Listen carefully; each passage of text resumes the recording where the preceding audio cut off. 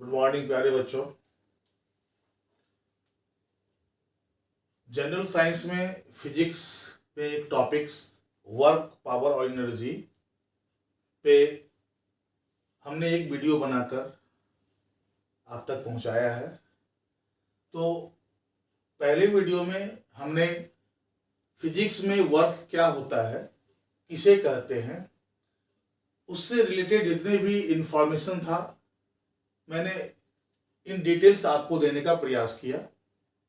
ठीक है, आज उसी टॉपिक्स को आगे बढ़ाते हुए हम लोग चलते हैं। ठीक है कि भाई वर्क तो हम समझ गए, अब एनर्जी क्या है और पावर क्या है, उसमें कितने सारे कंटेंट्स हैं जो एग्जाम पॉइंट ऑफ व्यू से हमको पढ़ना चाहिए था, उस पर हम लोग डिस्कस करते हैं। तो आज हम लोग चल रहे हैं, अपने डिस्कशन को केंद्रित करते हैं एनर्जी पे। तो आप तैयार हो जाइए, पेन और पेपर भी साथ में रख लीजिए, ज़्यादा अच्छा होगा। जो इम्पोर्टेंट पॉइंट होगा, जो हम नहीं लिख पाएंगे और इन साउंड होगा, उसको आप चाहे तो आप लिख सकते हैं। ठीक है, तो हम लोग चल रहे हैं आज के टॉपिक्स में।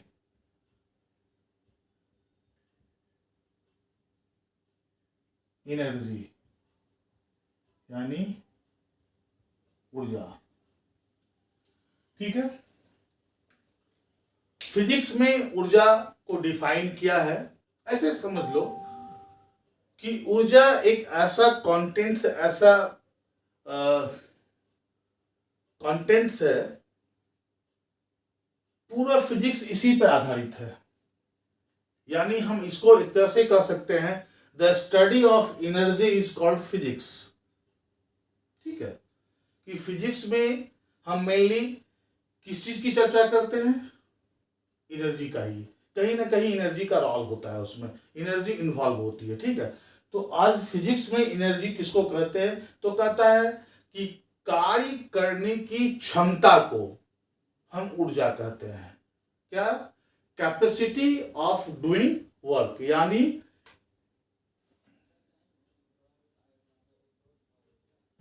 किसी वस्तु के कार्य करने की क्षमता को ऊर्जा कहते हैं। ठीक है, यानी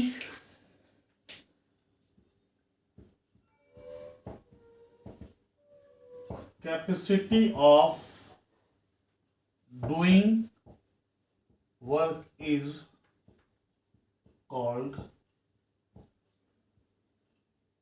एनर्जी।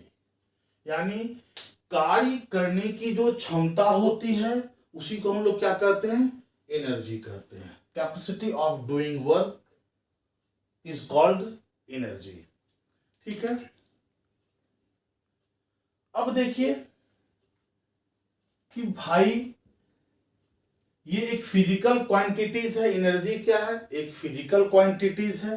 तो जब ये क्वांटिटीज है फिजिकल, तो या तो ये स्केलर होगा या तो ये वेक्टर होगा। तो हम ये कहेंगे कि एनर्जी क्या है, ये एक स्केलर क्वांटिटीज है। ठीक है, सेकंड पॉइंट क्या हुआ कि अगर आपसे पूछेगा कि कोई एनर्जी किस प्रकार की राशि है, तो आप कहेंगे कि ये एक स्केलर राशि है। ठीक है, थर्ड चीज, जब एनर्जी एक फिजिकल क्वांटिटीज है तो इसका मेजरमेंट होगा, इसको मापा जाएगा, इसके लिए मात्रा की आवश्यकता है। तो फिर क्या हो गया कि एसआई यूनिट, इसका एसआई यूनिट क्या होता है, एक्चुअली ये क्या है, कार्य करने की क्षमता है। तो जो कार्य की इकाई होगी वही इसकी इकाई होगी, अतः इसकी इकाई क्या है, एसआई इकाई जूल है। ठीक है, इसका एसआई क्या है, जूल है। अब देखो, एक आदर्श इकाई भी इसकी होती है, आदर्श यूनिट, इसको कहते हैं इलेक्ट्रॉन वोल्ट।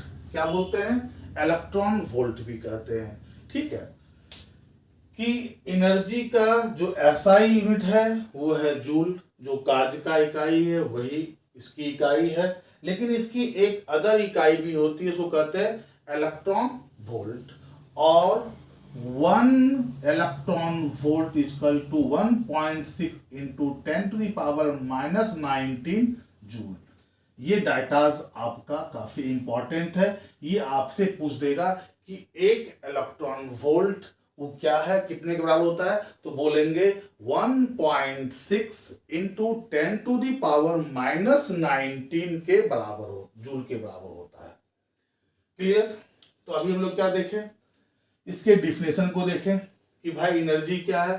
तो कहेंगे the capacity of doing work of any body is called energy, यानी किसी वस्तु के कार्य करने की जो क्षमता है उसी को हम ऊर्जा कहते हैं। ये एक स्केलर राशि है, यानी ये एक अदिश राशि है। इसकी एसआई इकाई क्या है, जूल है। एक आदर्श इकाई क्या है, इलेक्ट्रॉन वोल्ट है। एक इलेक्ट्रॉन वोल्ट कितने जूल के बराबर होता है, तो 1.6 इंटू 10⁻⁻19 जूल के बराबर होता है। अब देखना है इसके सेकंड पॉइंट्स को कि एनर्जी के बहुत रूप होते हैं, various form of energy. Energy के बहुत रूप होते हैं, ठीक है। वेरियस फॉर्म ऑफ एनर्जी, ठीक है। एनर्जी के क्या है, विभिन्न विभिन्न प्रकार के रूप होते हैं, ठीक है। तो ऊर्जा के विभिन्न स्वरूप या विभिन्न रूप, इसको लिस्टिंग करते हैं। पहला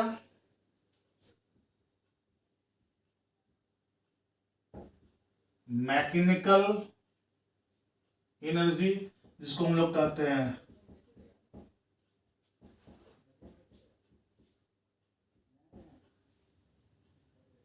यांत्रिक ऊर्जा।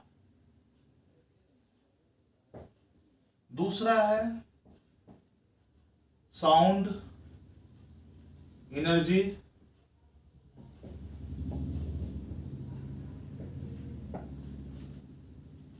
ध्वनि ऊर्जा।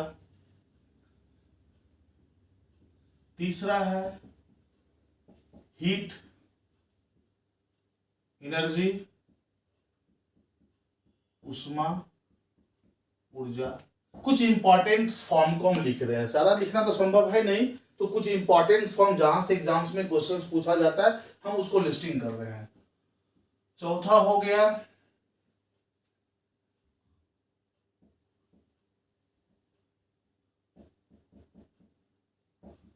विंड एनर्जी, पवन ऊर्जा। पांचवा हो गया केमिकल एनर्जी, जिसको कहते हैं रासायनिक ऊर्जा।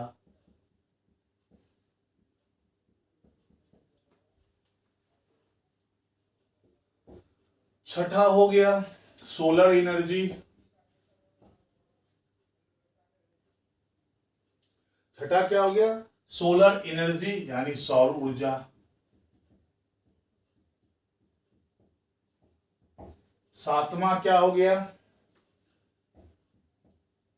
लाइट एनर्जी,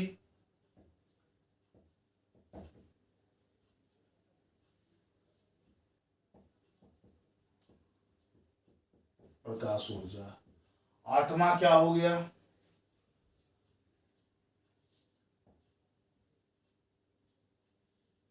मैग्नेटिक एनर्जी यानी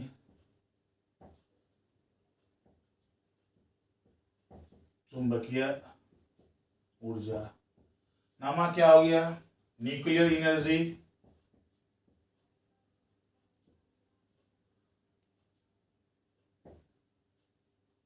यानी नाभिकीय ऊर्जा।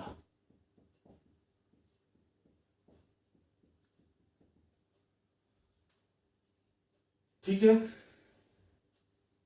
तो ये मीनिंग वेरियस फॉर्म, जब हमने कहा कि ऊर्जा का वेरियस फॉर्म है इस यूनिवर्स में, तो उसके कुछ इंपॉर्टेंट्स काइंड्स को हमने लिख दिया। मैकेनिकल एनर्जी यानी यांत्रिक ऊर्जा, साउंड एनर्जी ध्वनि ऊर्जा, हीट एनर्जी ऊष्मा ऊर्जा, विंड एनर्जी पवन ऊर्जा, केमिकल एनर्जी रासायनिक ऊर्जा, सोलर एनर्जी सौर ऊर्जा, प्रकाश energy light energy, magnetic energy चुंबकीय ऊर्जा, न्यूक्लियर एनर्जी नाभिकीय ऊर्जा एंड एक्सेट्रा। और भी कई हैं जो कि संभव नहीं है कि सारी चीज को यहाँ पे लिखना है, और आप भी इसको है ना अपने स्तर से भी देख लीजिएगा। तो अभी हम लोग क्या देखें, ऊर्जा को डिफाइन किए, उसकी राशि को देखें कि वो स्केलर क्वांटिटीज है, उसके यूनिट को देखें कि इसका यूनिट क्या है, जो कार्य का यूनिट है वही आपके एनर्जी का यूनिट है यानी जूल। इसका एक अदर यूनिट क्या देखें, electron volt. 1 electron volt equal to 1.6 into 10⁻⁻19 joule के बराबर होता है। फिर हम क्या देखें कि भाई एनर्जी हमारी यूनिवर्स में वेरियस फॉर्म में, किस किस फॉर्म में, इस फॉर्म पे है। ठीक है, तो अब आगे चलते हैं, इसको मिटाते हैं, ऑफ कर दें।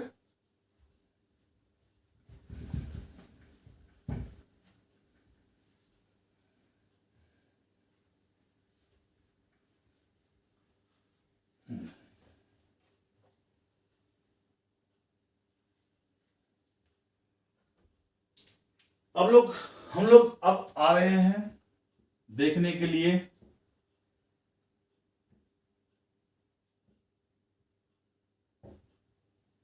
Mechanical energy.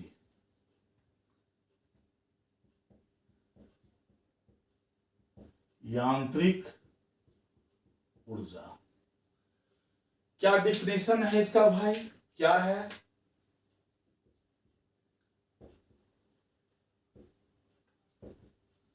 The combinations of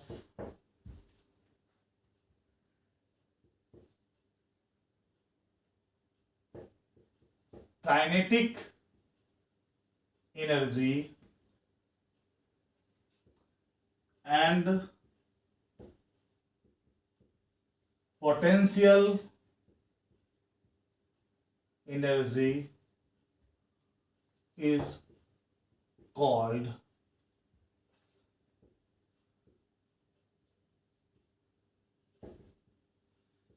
mechanical energy. कहता है क्या, the combinations of kinetic energy and potential energy is called mechanical energy. मतलब कि काइनेटिक यानी गतिज ऊर्जा और पोटेंशियल एनर्जी मतलब स्थितिज ऊर्जा के सम को, योग को ही हम लोग क्या बोलते हैं, मैकेनिकल एनर्जी। इसी मैकेनिकल एनर्जी को हम लोग क्या बोलते हैं, टोटल एनर्जी भी कहते हैं, यानी कुल ऊर्जा भी कहते हैं। ठीक है, तो बताइए मैकेनिकल एनर्जी इक्वल टू क्या हुआ, kinetic energy plus potential energy, और इसी कॉम्बिनेशन को क्या बोलते हैं, mechanical energy equal to kinetic energy plus potential energy. इसी को हम लोग क्या बोलते हैं, टोटल एनर्जी। क्लियर? तो अब हमारा डिस्कशन कहां जा रहा है कि भाई ये काइनेटिक एनर्जी क्या है और ये पोटेंशियल एनर्जी क्या है। जब इस दोनों एनर्जी को समझेंगे तभी हम मैकेनिकल एनर्जी को समझ पाएंगे। तो हमारा नेक्स्ट पॉइंट क्या होगा कि भाई काइनेटिक एनर्जी और पोटेंशियल एनर्जी क्या है, अब इसको समझना है। ठीक है, तो आगे बढ़ते हैं।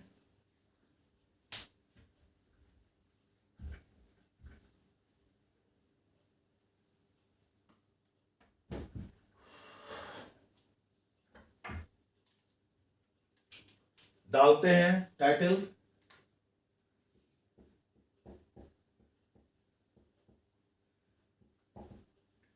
Potential energy. इसको हिंदी में कहते हैं स्थितिज ऊर्जा। हिंदी में क्या बोलते हैं इसको, स्थितिज ऊर्जा। अब यह देखिए किसी भी वस्तु में, किसी भी पिंड में, किसी भी बॉडी में उसके स्थिति के कारण जो ऊर्जा होती है उसमें, उसी को हम लोग क्या बोलते हैं? Potential energy. कैसे लिखेंगे? किसी पिंड में वह ऊर्जा जो उसके स्थिति के कारण होती है को स्थितिज ऊर्जा कहते हैं। आई बात समझ में? कि किसी पिंड में वह ऊर्जा जो उसके स्थिति के कारण होती है, जो उसके स्थिति के कारण होती है, स्थिति के कारण होती है, उसी को हम लोग क्या बोलते हैं? स्थितिज ऊर्जा बोलते हैं। सॉरी। अब देखिए, यहां पे जो स्थिति की चर्चा की गई है, वो स्थिति को हम दो प्रकार से देखते हैं। दो स्थिति हो सकती है। पहली स्थिति क्या हो सकती है? हाइट,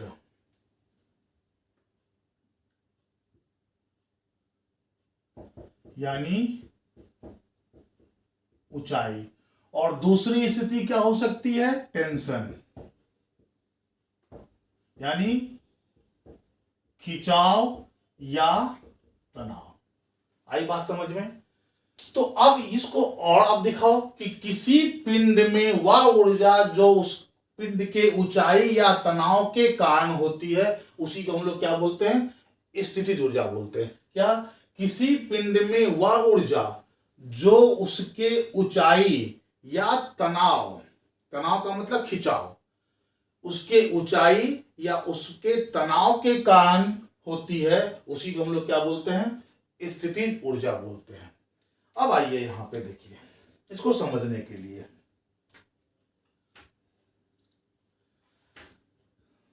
यह एक सरफेस है,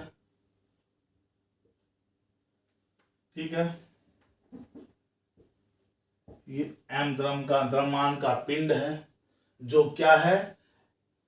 इस h ऊंचाई पर स्थित है। क्या है? ये h ऊंचाई पर स्थित है। तो अब देखिए, ये m द्रव्यमान का पिंड पृथ्वी सतह से h ऊंचाई पर स्थित है। अतः यहां कौन सी एनर्जी होगी? इसमें पोटेंशियल एनर्जी होगा। क्या होगा? पोटेंशियल एनर्जी होगा। क्या होगा? पोटेंशियल एनर्जी होगा, यानी स्थितिज ऊर्जा होगी। इसका मान क्या होगा? mgh। आप कल पढ़े थे नेक्स्ट वीडियो में कि जब ऊंचाई पर कोई कार्य होता है तो उस कार्य का एक्सप्रेशन mgh होता है, और हमारा ऊर्जा क्या है? कार्य करने की शक्ति है। अतः यहां पे पोटेंशियल एनर्जी क्या हो गया? mgh हो गया। क्लियर? मेरी बात समझ में आ गई? अब देखिए,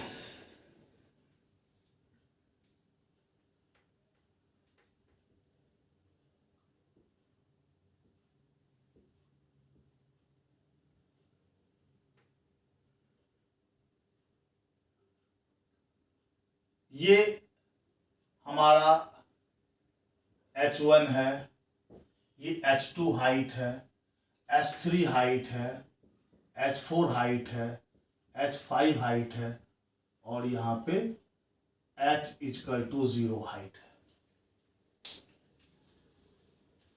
अब इस पर m द्रव्यमान का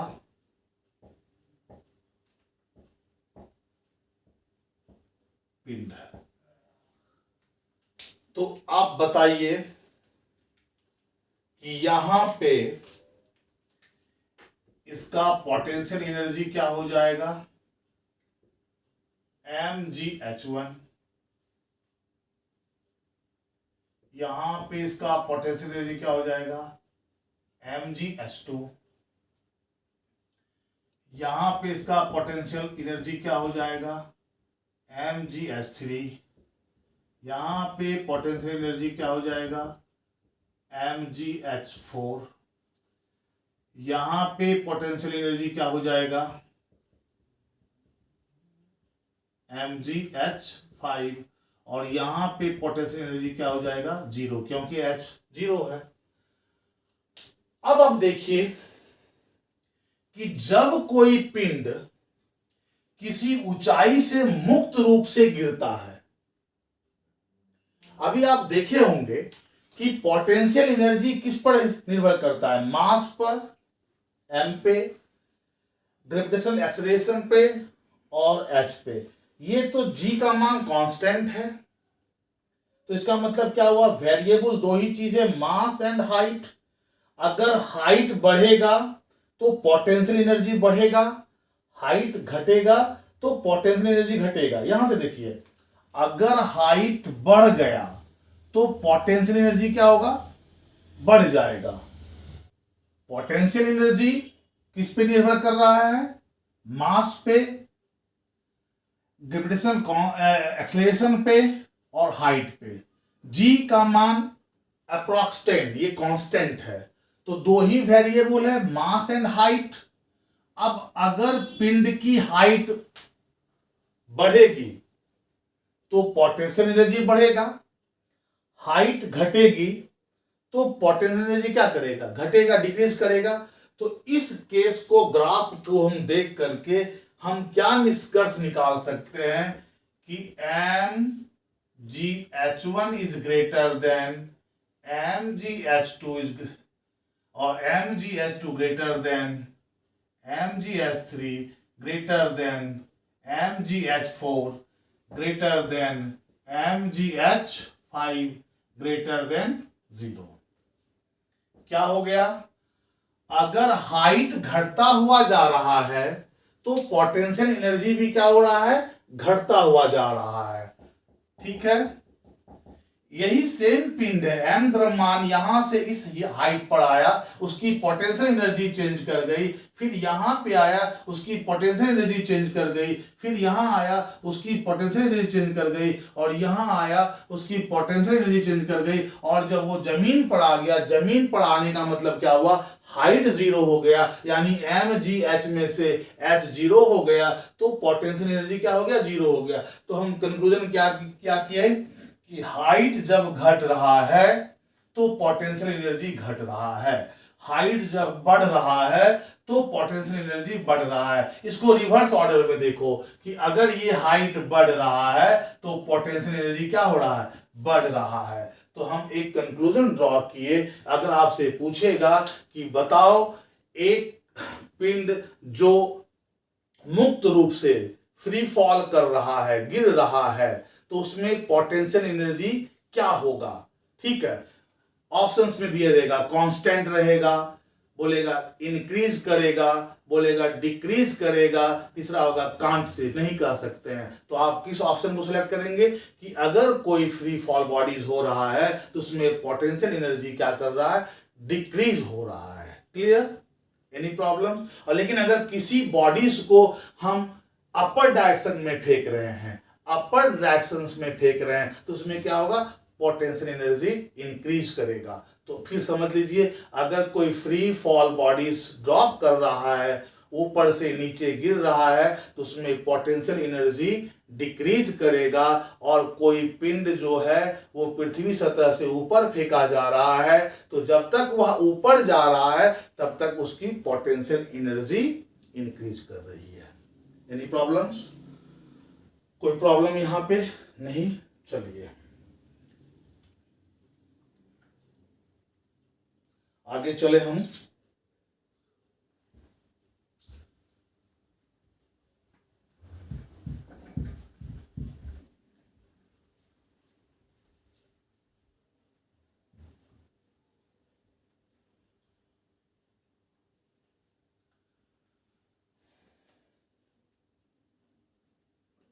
अब आपसे पूछ सकता है एग्जाम्पल, क्योंकि इससे क्वेश्चंस उठेगा, उदाहरण कि किस किस बॉडीज में पोटेंशियल एनर्जी पाया जाता है। उदाहरण अगर इससे आपका एग्जाम्पल पूछेगा, क्या पूछेगा, मेरी बात को ध्यान से सुनेंगे।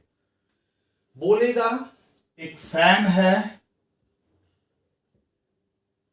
जो ये लटक रहा है, ये विदाउट मोशन है, विदाउट रोटेशन है, तो बोलेगा छत से हैंग किया हुआ सीलिंग फैन में किस प्रकार की एनर्जी है? तो क्या बोलेंगे? पोटेंशियल एनर्जी है। क्या बोलेंगे?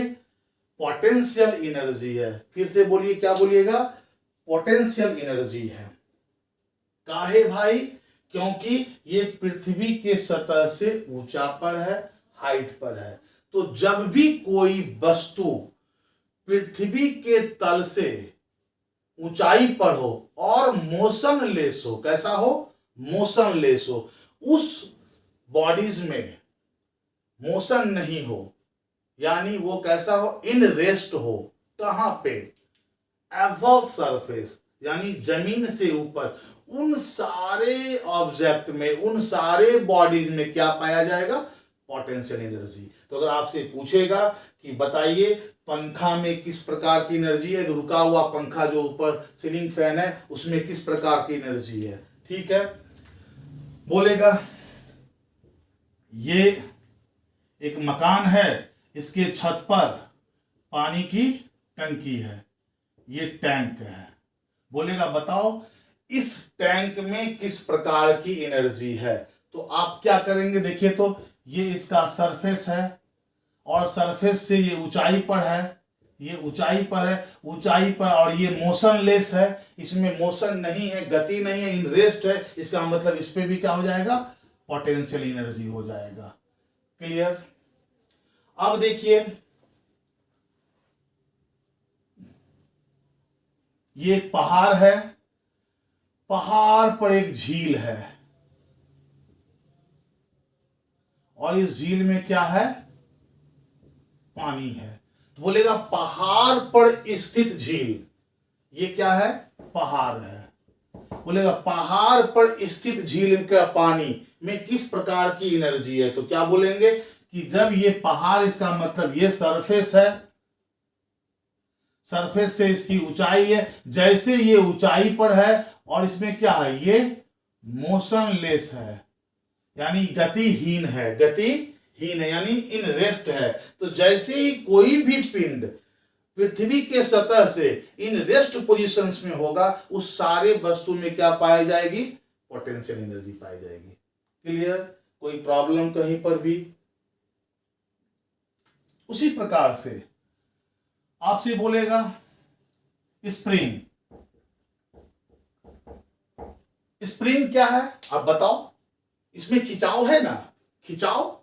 तो अभी क्या बोले थे कि किसी पिंड में उसके स्थिति के कारण जो ऊर्जा होगी उसी को हम स्थिति ऊर्जा बोलेंगे। तो इसमें खिंचाव की स्थिति है, टेंशन है, तनाव, खिंचाव है। तो स्प्रिंग में क्या बोलेगा? कांपता हुआ स्प्रिंग नहीं, खिंचा हुआ स्प्रिंग।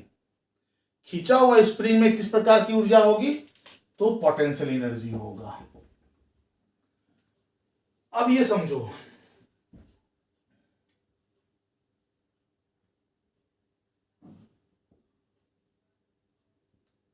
ये हेलीकॉप्टर है, ठीक है, हेलीकॉप्टर से एक व्यक्ति लटक रहा है। क्लियर? और हेलीकॉप्टर वहां रुका हुआ है, हेलीकॉप्टर रुका हुआ है। ये हेलीकॉप्टर एयर में सर्टेन टाइम, कुछ समय के लिए एयर में वो मोशनलेस रुक गया, एक ही जगह पे स्थिर हो रहा है, और ये व्यक्ति रेस्क्यू कर रहा है, उतर रहा है। तो बताएगा कि बताओ कि इस हेलीकॉप्टर में क्या एनर्जी है? तो क्या बोलना? पोटेंशियल एनर्जी है। क्या है इसमें? पोटेंशियल एनर्जी है। क्या है इसमें? Potential energy. और ये भी व्यक्ति अगर यहीं पर हैंग किया हुआ है तो इसमें भी पोटेंशियल एनर्जी है। तो इस तरह के बहुत सारे एग्जांपल्स हो सकते हैं जो एग्जाम्स में पूछेगा आपसे कि बताओ कि भाई सीलिंग फैन जो रुका हुआ है उसमें किस प्रकार की एनर्जी है? तो बोलेंगे पोटेंशियल है। बोलेगा एक छत पर पानी की टंकी है, उस टंकी में रखे पानी में किस प्रकार की एनर्जी है? तो बोलना पोटेंशियल एनर्जी है। बोलेगा एक पहाड़ पर एक झील है, उसमें स्थिर पानी पर किस प्रकार की एनर्जी है? तो बोलेंगे पोटेंशियल एनर्जी है। बोलेगा एक स्प्रिंग खींचा हुआ स्थिति में है तो उसमें किस प्रकार की एनर्जी है, तो बोलेंगे पोटेंशियल एनर्जी है। बोलेगा एक हेलीकॉप्टर जो हवा में रुकी हुई है कुछ समय के लिए, तो उस समय के लिए उस हेलीकॉप्टर में किस प्रकार की एनर्जी है, तो पोटेंशियल एनर्जी है। उसी समय उस पर लटकता हुआ एक व्यक्ति पे किस प्रकार की एनर्जी है, तो पोटेंशियल एनर्जी है। दिक्कत? तो इतना सारा एग्जांपल्स रटने से अच्छा क्या है, एक लेमैन की तरह समझो कि अगर कोई पिंड सरफेस से किसी भी हाइट पर हो, लेकिन इन सरफेस नहीं होना चाहिए, ऑन द सरफेस नहीं होना चाहिए, सरफेस से ऊपर हो, तो उसमें मोशनलेस हो, मतलब उसमें गति नहीं हो, इन रेस्ट बॉडीज हो, तो उन सारे स्थितियों में उस बॉडीज में पोटेंशियल एनर्जी होती है। Any problem? कहीं पर कोई दिक्कत नहीं। अब आते हैं काइनेटिक एनर्जी को समझने के लिए, ठीक है।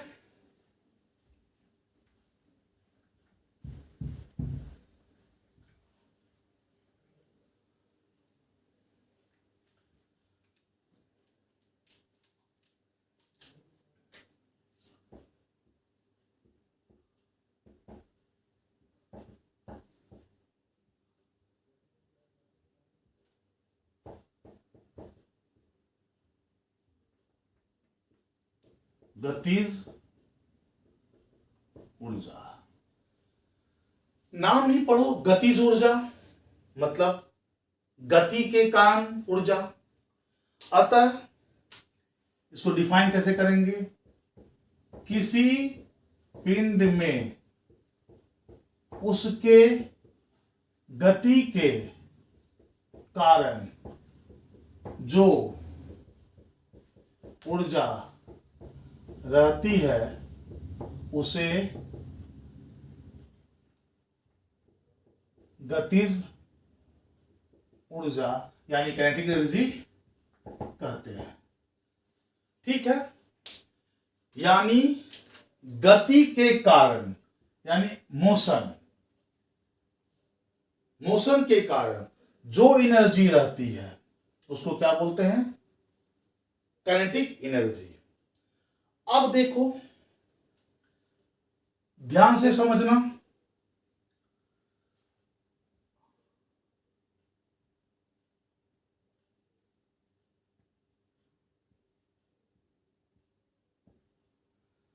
अगर ये कार है और रुकी हुई कार है,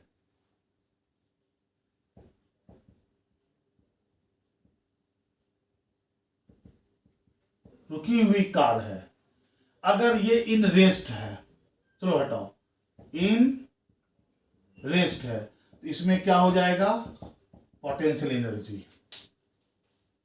लेकिन अगर यही कार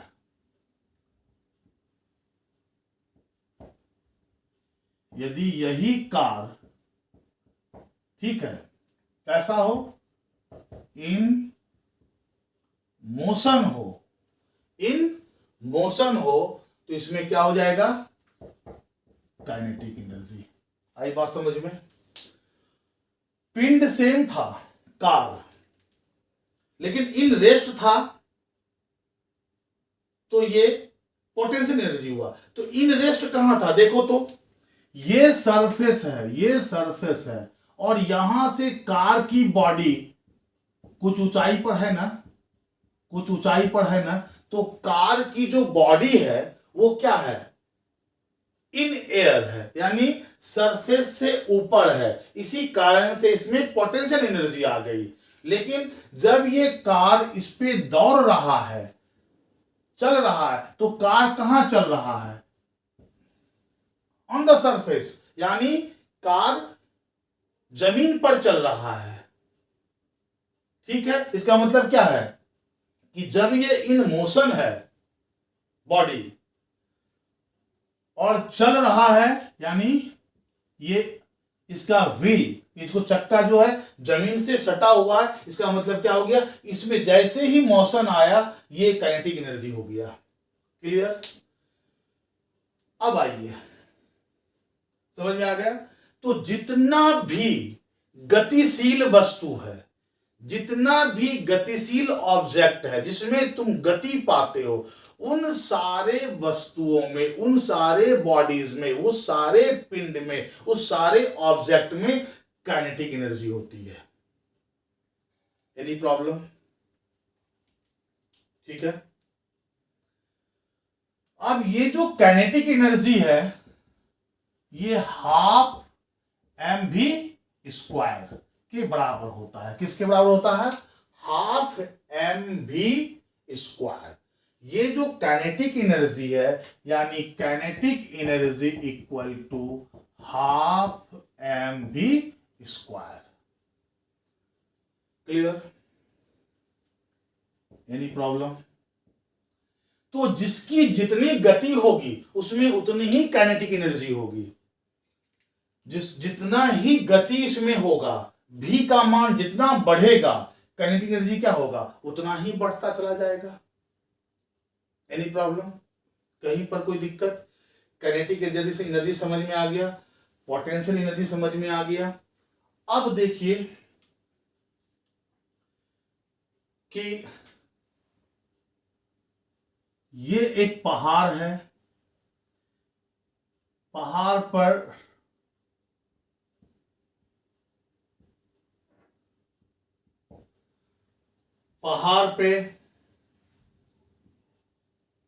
झील है और झील से पानी गिर रहा है।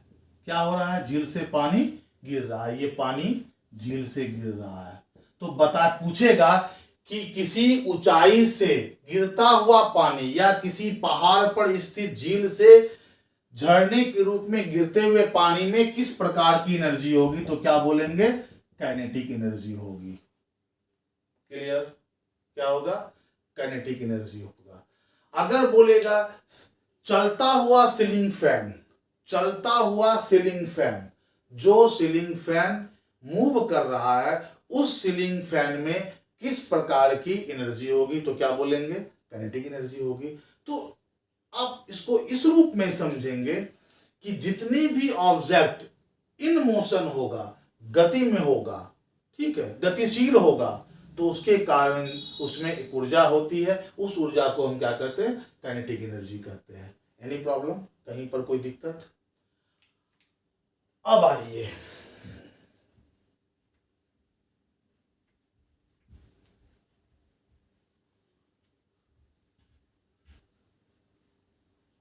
जब हमने पोटेंशियल एनर्जी को देख लिया, काइनेटिक एनर्जी को देख लिया, तब हम लोग फिर लौटते हैं मैकेनिकल एनर्जी पर, यानी यांत्रिक ऊर्जा पे। ठीक है। अब क्या बोले थे कि यांत्रिक ऊर्जा दो प्रकार के होते हैं। समझो क्या हो गया? पोटेंशियल एनर्जी, दूसरा काइनेटिक एनर्जी। ठीक है। इसी मैकेनिकल एनर्जी को हम क्या बोलते हैं? Total energy. इसी टोटल एनर्जी को क्या बोलते हैं? Potential energy plus kinetic energy. Clear? आई बात समझ में कि मैकेनिकल एनर्जी क्या है? The combinations of potential and kinetic energy are called, या sum of potential energy and kinetic energy is called mechanical energy. अब कहता है कि यांत्रिक ऊर्जा यानी ऊर्जा को ना तो उत्पन्न किया जा सकता है, ठीक है, ना इसको खत्म किया जा सकता है, नष्ट किया जा सकता है। यानी ऊर्जा को ना तो उत्पन्न की जा सकती है, ना तो ऊर्जा को नष्ट किया जा सकता है। समझ में आई? ऊर्जा हमेशा संरक्षित होता है, ठीक है, कंजर्व होता है। तो अब यहां देखिए इसका मतलब क्या हो गया? टोटल एनर्जी या kinetic energy equal to potential energy plus kinetic energy. और ये हमेशा क्या होता है? नियत होता है। नियत का मतलब कांस्टेंट होता है। तो अब हमको बताइए, आपसे पूछेगा कि अगर किसी पिंड की पोटेंशियल एनर्जी डिक्रीज करती है, क्या करती है, डिक्रीज करती है, इसका जस्ट इनवर्स आप सोचेंगे कि उसी पिंड का उसकी काइनेटिक एनर्जी क्या हो जाएगा, इंक्रीज कर रहा होगा, क्योंकि जब तक ये बैलेंस नहीं होगा तब तक ये कांस्टेंट नहीं होगा। तो अगर आपसे पूछेगा किसी पिंड की अगर उसके स्थिति ऊर्जा में ह्रास होती है तो दैट टाइम उसके पिंड पर क्या प्रभाव पड़ता है, तो बोलना कि उसके पिंड के काइनेटिक एनर्जी में वृद्धि होती है। और यदि आपसे कह दे कि भाई अगर उसका पोटेंशियल एनर्जी इंक्रीज करता है तो उसी समय उसका क्या होता है, काइनेटिक एनर्जी डिक्रीज करता है। क्लियर? यही से आ गया ऊर्जा संरक्षण का सिद्धांत, principle of conservation of mechanical energy. ठीक है, the principle of conservation of mechanical energy, ऊर्जा संरक्षण का सिद्धांत। क्लियर? तो हम लोग आगे चलते हैं, हेडिंग डालते हैं ऊर्जा संरक्षण का सिद्धांत।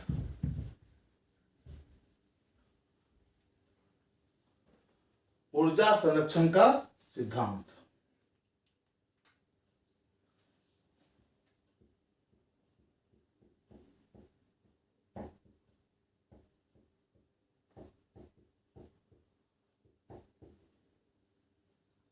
ऊर्जा संरक्षण का सिद्धांत,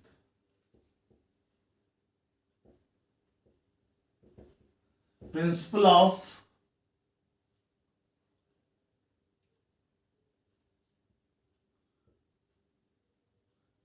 कंजर्वेशन ऑफ एनर्जी, यानी ऊर्जा संरक्षण का सिद्धांत। ठीक है, अब देखो कहता है ऊर्जा संरक्षण का सिद्धांत in the absence of air resistance, in the absence of air resistance यानी वायु प्रतिरोध या घर्षण के अनुपस्थिति में, वायु प्रतिरोध एयर रेजिस्टेंस या एयर फ्रिक्शन यानी घर्षण के अनुपस्थिति में किसी भी पिंड का ऊर्जा हमेशा सदा सर्वदा ऑलवेज कांस्टेंट यानी नियत होती है, अर्थात ना तो उसमें ऊर्जा उत्पन्न की जा सकती है ना ही उसमें ऊर्जा ह्रास होती है, अतः वह ऊर्जा केवल ट्रांसफर हो सकती है, एक फॉर्म से दूसरे फॉर्म में जा सकती है। इसी को हम लोग क्या कहते हैं, ऊर्जा संरक्षण का सिद्धांत कहते हैं। ठीक है, अब देखिए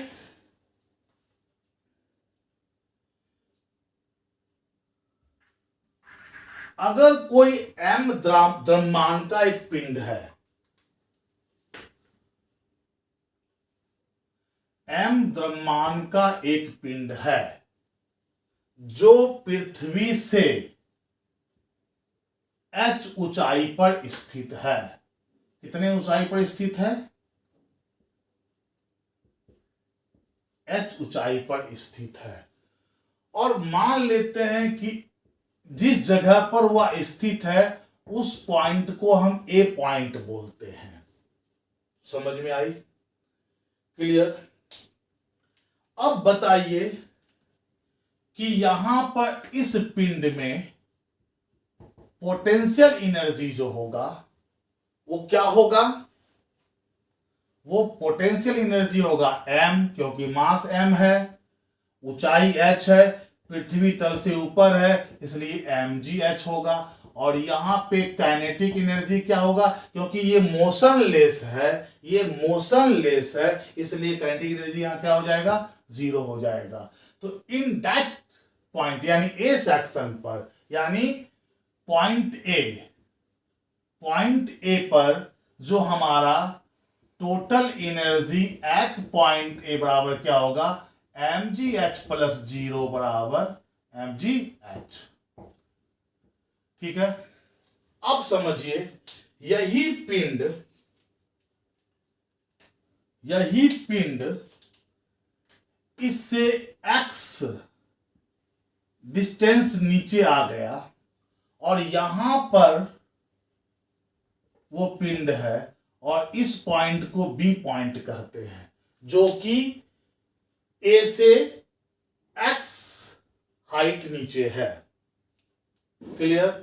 तो अब बताइए इस बी पर पोटेंशियल एनर्जी क्या हो जाएगा। इसका मतलब ये है कि ये हाइट जो है, ये जो हाइट है, ये हाइट अब हो जाएगा h minus x, h minus x हो जाएगा। अब बताइए कि यहां पोटेंशियल एनर्जी क्या हो जाएगी, ये पोटेंशियल हो जाएगी m g h minus x.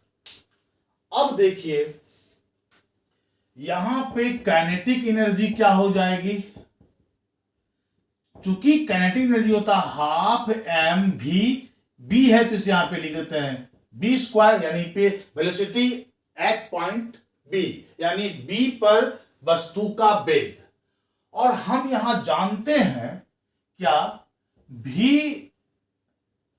भी स्क्वायर बराबर यू स्क्वायर प्लस 2gh होता है।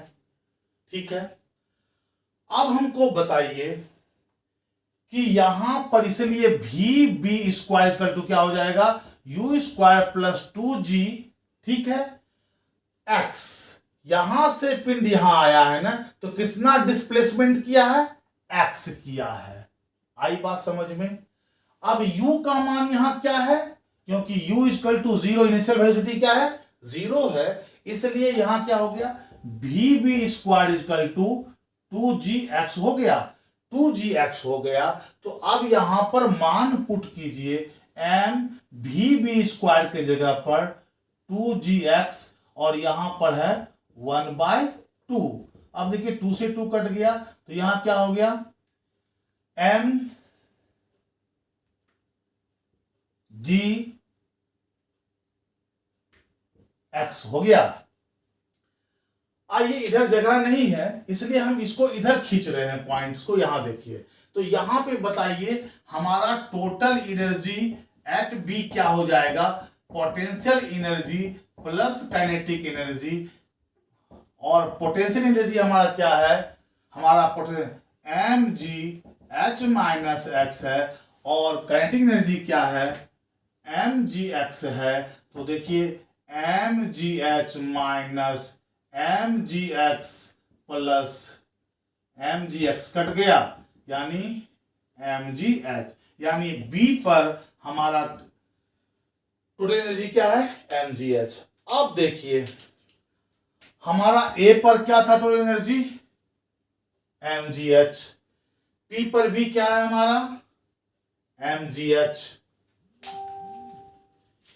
अब देखिए ये पिंड अब यहां आ गया, ठीक है, तो जब यहां आया इसको मान लेते हैं पॉइंट सी, क्या मान लेते हैं इसको, पॉइंट सी। अब बताइए सी पॉइंट पर पोटेंशियल एनर्जी क्या हो जाएगा, 0। कैसे 0 होगा, इसलिए ये 0 होगा क्योंकि हाइट 0 हो गया, पृथ्वी पे सट गया, मतलब एच का मान क्या हो गया, 0 हो गया। और यहां पर काइनेटिक एनर्जी क्या हो जाएगा, हाफ एम भी सी स्क्वायर। क्लियर? फिर यहां देखिए कि भी सी स्क्वायर है, तो भाई भी सी स्क्वायर क्या हो जाएगा, यू स्क्वायर प्लस 2gh। अब पिंड यहां से यहां आ गया है, तो डिस्प्लेसमेंट पिंड का कितना हुआ है, h हुआ है। ठीक है, u एक्चुअली 0 होता है, यहां है इनिशियल वेलोसिटी, तो भी सी स्क्वायर इक्वल टू क्या होगा, 2gh हो गया, 2gh हो गया। क्लियर? तो यहां पर करेंगे हाफ एम 2gh, और हाफ हाफ कट गया तो mgh। आप क्या देखेंगे कि इस पॉइंट पर यानी सी पॉइंट पर टोटल एनर्जी कहां, सी पर क्या हो जाएगा, potential energy plus kinetic energy equal to potential 0 और काइनेटिक हो गया mgh। ठीक है, तो निष्कर्ष क्या निकल गया, देखिए तो total energy at A equal to mgh। ठीक है, total energy at B again mgh and total energy at C mgh, therefore total energy A बराबर total energy B बराबर total energy C। और यही तो आपका ऊर्जा संरक्षण का सिद्धांत क्या कह रहा है कि किसी भी पिंड में उसकी यांत्रिक ऊर्जा हमेशा नियत होती है।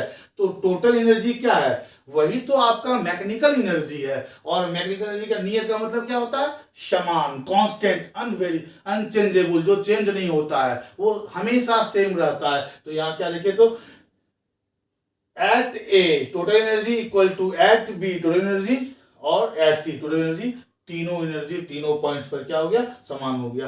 तो ऊर्जा संरक्षण का सिद्धांत, principle of conservation of energy को हम समझा दिए। ठीक है, अब इससे क्वेश्चंस न्यूमेरिकल में पूछेगा, अभी ऑब्जेक्टिव में तो पूछेगा बस सीधा सा बात है कि ऊर्जा संरक्षण सिद्धांत में एनर्जी का क्या रूप होता है, तो बोलोगे कांस्टेंट रूप में होता है। उसमें किसे कहते हैं, तो बोलना पोटेंशियल एनर्जी और काइनेटिक एनर्जी के सम को ही हम मैकेनिकल एनर्जी कहते हैं। ठीक है, पोटेंशियल एनर्जी किसे कहते हैं ये समझ में आ गया है, काइनेटिक एनर्जी किसको कहते हैं ये समझ में आ गया।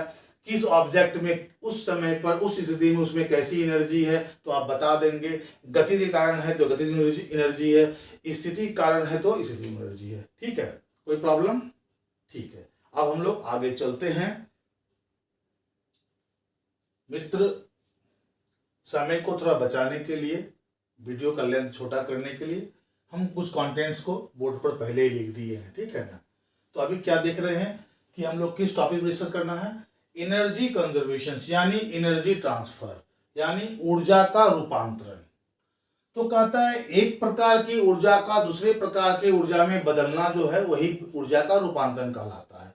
एक प्रकार की ऊर्जा को दूसरे प्रकार की ऊर्जा में जो बदलना होता है उसी बदलाव को ही क्या कहते हैं, ऊर्जा का रूपांतरण कहते हैं। यहां क्या दिखाएं, ये इस एनर्जी सोर्स है, एनर्जी सोर्स एनर्जी स्टोर है। अब एनर्जी स्टोर जो है इसको कहते हैं इनपुट एनर्जी। क्या बोलते हैं इसको, इनपुट। ठीक है, अब देखिए यूजफुल आउटपुट एनर्जी कन्वर्ट होके क्या हो गया, ये जो स्टोरेज एनर्जी स्टोर है वो कन्वर्ट कर गया दूसरे एनर्जी में, आउटपुट में। वह जो एनर्जी में कन्वर्ट किया ये एनर्जी क्या है, यूजफुल है। लेकिन इसी के दरमियान में कुछ एनर्जी लॉस होता है हीट के रूप में। ठीक है, इसको कहते हैं अनयूजफुल एनर्जी। अनयूजफुल, हम ऊर्जा को जो कन्वर्ट करना चाह रहे थे उसमें मेरा ये नियत नहीं था, इंटेंशन नहीं था कि उसके रूपांतरण से, कन्वर्जन से हमको हीट प्राप्त हो, हमको इस इनपुट से ये आउटपुट चाहिए था। लेकिन इस इनपुट से इस आउटपुट होने में हमारे कुछ ऊर्जा को हीट के रूप में कन्वर्ट कर गया, जिसको हम लोग कहते हैं लॉस एनर्जी। ये नहीं कि नष्ट हो गया, ये लॉस एनर्जी, अनयूजफुल हो गया, ये मेरे लिए यूजफुल नहीं है। अनयूजफुल का मतलब होता है कि मेरे लिए ये एनर्जी लॉस कर गया, हमको इसका जरूरत नहीं पड़ा। ठीक है, आई बात समझ में? ऊर्जा कंजर्वेशन समझ में आ गया कि एक प्रकार की ऊर्जा को दूसरे प्रकार की ऊर्जा में जो बदलना होता है, इसी बदलाव को हम कंजर्वेशन ऑफ एनर्जी या एनर्जी ट्रांसफॉर्मेशन बोलते हैं। इसमें क्या होती है, एक इनपुट ऊर्जा आउटपुट ऊर्जा में कन्वर्ट करती है, तो दोनों ऊर्जा आपस में यूजफुल होता है। लेकिन उसके परिणाम स्वरूप एक थर्ड ऊर्जा जो लॉस हो जाती है, जो हीट के रूप में निकलता है, हम वो यूज नहीं करते हैं, वो मेरे किसी काम में यूज नहीं होता, इसलिए हम लोग उसको कहते हैं एनर्जी लॉस हो गया। चलिए अब नेक्स्ट डायग्राम पे हम एनर्जी कन्वर्शन से चार्ट को समझने का प्रयास करते हैं। हम यहाँ क्या दिखाने का प्रयास किए कि हमारे पास एक एनर्जी कहाँ है, कंजर्व किया हुआ है, कोयला में, कोल में हमारे पास एक एनर्जी संचित है, कंजर्व किया हुआ है। ठीक है, स्टोर किया हुआ है। जैसे ही इस कोयले में हम जलाते हैं, उसको जैसे ही उसमें आग लगाते हैं, कोयला जलने लगता है और एनर्जी कन्वर्ट किस में कर जाता है, हीट एनर्जी में, यानी उष्मा ऊर्जा में कर जाता है। ठीक है, तो आप देखें कि हमारे पास जो कोयला में एनर्जी था वो जलने के बाद किस में कन्वर्ट किया, उष्मा एनर्जी में, यानी हीट एनर्जी में। अब देखिए इस हीट एनर्जी में हम पानी को उबालते हैं और उबालकर वाष्प बनाकर वाष्प टरबाइन चलाते हैं। ठीक है, वाष्प चलित मशीन टरबाइन। जैसे ही पानी उबालते हैं वाष्प बनती है, उस वाष्प से क्या करते हैं, टरबाइन चलाते हैं। तो ये जो है कन्वर्ट किस में कर जाता है, यांत्रिक एनर्जी यानी मैकेनिकल एनर्जी में कन्वर्ट कर जाता है। इससे मशीन चलने लगता है। ठीक है, और जब मशीन चलने लगता है टरबाइन से, तो टरबाइन ये जो मैकेनिकल एनर्जी किसमें कन्वर्ट हो जाती है, विद्युत ऊर्जा में, इलेक्ट्रिकल एनर्जी में कन्वर्ट कर जाती है। और ये इलेक्ट्रिकल एनर्जी किसमें कन्वर्ट करती है, प्रकाश एनर्जी में। आप जो बल्ब देख रहे हैं वो क्या देख रहे हैं, ठीक है। तो आप देखे होंगे बिजली का जब उत्पादन होता है कोयले के द्वारा, तो इसी प्रोसेस से होता है। विद्युत का जो उत्पादन होता है, आपका जो थर्मल पावर है, जहां पर कोयला के द्वारा बिजली बनाया जाता है, प्रोसेस क्या है, कोयले को जलाया, उष्मा हुआ, उष्मा से पानी उबाला, उससे वाष्प बनी, वाष्प से मशीन चला, मशीन चलने से विद्युत ऊर्जा बनी, विद्युत ऊर्जा से प्रकाश आई, आपके घर में बल्ब आ गया। तो हम क्या दिखाएं कि एनर्जी कैसे कन्वर्ट कर रही है। क्लियर, कोई दिक्कत। अब एग्जाम्स में जो इंपॉर्टेंट सेक्शन एनर्जी में जो ऑलवेज पूछा जाता है कि बताओ कौन सा टूल्स में किस प्रकार की इनपुट एनर्जी है और वो किस प्रकार का आउटपुट एनर्जी देता है। ठीक है, कौन से टूल्स में किस प्रकार की एनर्जी इनपुट है, स्टोरेज है, और वह कन्वर्ट करके आउटपुट में किस एनर्जी को जन्म देता है। तो यहां हम डायग्राम लिख दिए, कुछ इंपॉर्टेंट ऐसे आप भी करेक्शन कर लीजिएगा, कुछ 5-6 और ये भी इंपॉर्टेंट हैं जो हमारे बोर्ड पर जगह नहीं था, इस कारण से हम नहीं लिख पाए हैं। जैसे आपसे बोलेगा डायनेमो, डायनेमो एक मशीन है, उसमें जो स्टोरेज है वो यांत्रिक ऊर्जा है, इनपुट एनर्जी क्या है, यांत्रिक यानी मैकेनिकल एनर्जी है, आउटपुट क्या होता है, आपको विद्युत ऊर्जा। यानी आपके घर पे जनरेटर जब शादी ब्याह में देखते हैं कि जनरेटर स्टार्ट होता है, तो वो आपके स्टार्ट होने से क्या देती है, करंट उत्पन्न करती है, जिससे आपका क्या होता है, बदलता है। तो डायनेमो क्या करता है, यांत्रिक एनर्जी को विद्युत एनर्जी में कन्वर्ट करता है, मतलब mechanical energy convert into electrical energy through dynamo. आपसे बोलेगा विद्युत मोटर, तो बोलना विद्युत मोटर में इनपुट एनर्जी जो है वो विद्युत ऊर्जा है, क्या है, विद्युत ऊर्जा है, और ये कन्वर्ट क्या करता है, यांत्रिक ऊर्जा में यानी मैकेनिकल एनर्जी में कन्वर्ट करता है। क्या करता है, मैकेनिकल एनर्जी में कन्वर्ट करता है। आप देखे होंगे कि भाई आप विद्युत मोटर चलाए पानी सप्लाई के लिए, विद्युत ऊर्जा हुई, करंट गया उसमें, और वो क्या करने लगा, पानी को बाहर निकालने लगा, यानी यांत्रिकी काम होने लगी। उसी प्रकार से ट्यूबलाइट में पूछेगा, ट्यूबलाइट में किस प्रकार की ऊर्जा होती है और वो कन्वर्ट क्या करती है, तो क्या था, ट्यूबलाइट विद्युत ऊर्जा को प्रकाश ऊर्जा में कन्वर्ट करती है। सिमिलरली विद्युत बल्ब विद्युत ऊर्जा को प्रकाश एवं हीट यानी लाइट एंड हीट भी होता है, आप बल्ब को छुए गर्म लगता है, फिर यही बोलते हैं वो जो गर्म हो रहा है वो आपका लॉस एनर्जी, उसी को बोलते हैं हम लोग लॉस एनर्जी। एक्चुअली मकसद क्या था, बल्ब जलाना था, प्रकाश लाना था, लेकिन बल्ब छूने के बाद गर्म होती है ना, तो वो जो गर्म है वो भी एक एनर्जी है ना, हीट एनर्जी, लेकिन वो आपके किसी काम का नहीं है, इसीलिए उसको क्या बोलते हैं, एनर्जी लॉस बोलते हैं या लॉस एनर्जी बोलते हैं। ठीक है, तो विद्युत बल्ब क्या करता है, विद्युत ऊर्जा को प्रकाश ऊर्जा में और उष्मा ऊर्जा में बदलता है। लाउड स्पीकर विद्युत ऊर्जा को ध्वनि ऊर्जा में, सौर सेल जिसको सोलर सेल बोलते हैं वो सौर ऊर्जा को विद्युत ऊर्जा में, मोमबत्ती रासायनिक केमिकल एनर्जी को लाइट एनर्जी और हीट एनर्जी में कन्वर्ट करता है, माइक्रोफोन साउंड एनर्जी को इलेक्ट्रिकल एनर्जी में कन्वर्ट करता है, इलेक्ट्रिक सेल यानी विद्युत सेल रासायनिक ऊर्जा यानी केमिकल एनर्जी को विद्युत एनर्जी यानी इलेक्ट्रिकल एनर्जी में कन्वर्ट करता है।